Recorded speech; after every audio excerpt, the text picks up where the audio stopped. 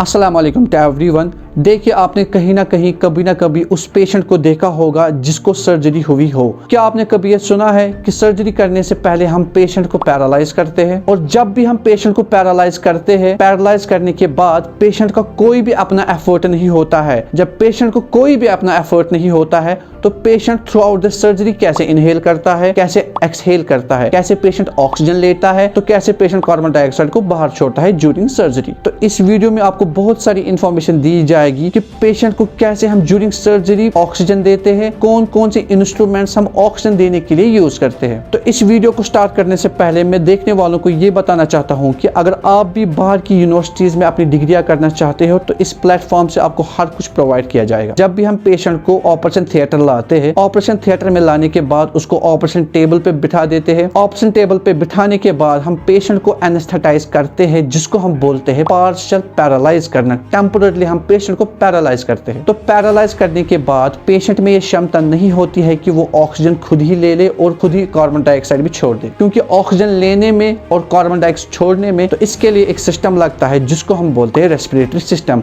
तो एनेस्थीसिया से respiratory system जो है वो भी एक पेशेंट का बैठ जाता है। तो सबसे पहली बात, एनेस्थीसियोलॉजिस्ट लेफ्ट हैंड से एक इंस्ट्रूमेंट पकड़ता है, उसको हम बोलते हैं लैरिंजोस्कोप। इसी लैरिंजोस्कोप से हम पेशेंट का मुंह खोलते हैं, और मुंह खोलने के बाद सबसे पहले हम क्या करते हैं, एक कार्टिलेज होती है नेक में, उसको ऊपर उठाते हैं। उस कार्टिलेज को हम बोलते हैं एपिग्लॉटिस। तो इसी लैरिंजोस्कोप से एपिग्लॉटिस को उठाने के बाद एनेस्थीसिया टेक्नीशियन एनेस्थीसियोलॉजिस्ट को पास करता है एक ट्यूब, जिसको हम बोलते हैं एंडोट्रैकियल ट्यूब। एंडोट्रैकियल ट्यूब एक ऐसा ट्यूब होता है जिसके थ्रू हम पेशेंट को ऑक्सीजन प्रोवाइड करते हैं थ्रू आउट द सर्जरी। तो इसी एंडोट्रैकियल ट्यूब को पेशेंट के अंदर डालने के बाद इसको इन्फ्लेट किया जाता है, और इन्फ्लेट करने के बाद इसको मुंह के पास टेपिंग की जाती है, और इसका प्रॉक्सिमल एंड जो होता है वो वेंटिलेटर के साथ कनेक्ट किया जाता है। एंडोट्रैकियल ट्यूब को वेंटिलेटर के साथ कनेक्ट करने के बाद थ्रू आउट द सर्जरी इस पेशेंट को ऑटोमेटिक ऑक्सीजन दी जाती है। अब इसी एंडोट्रैकियल ट्यूब को पेशेंट के अंदर डालना इसलिए डालना ताकि पेशेंट को throughout the surgery ventilation दी जाए। इसको हम बोलते हैं एंडोट्रैकियल इंट्यूबेशन। एंडोट्रैकियल इंट्यूबेशन करने से पहले हम पेशेंट का मुंह खोलते हैं थ्रू लैरिंजोस्कोप।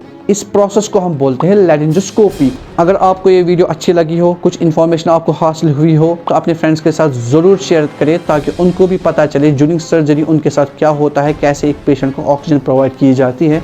अस्सलाम वालेकुम।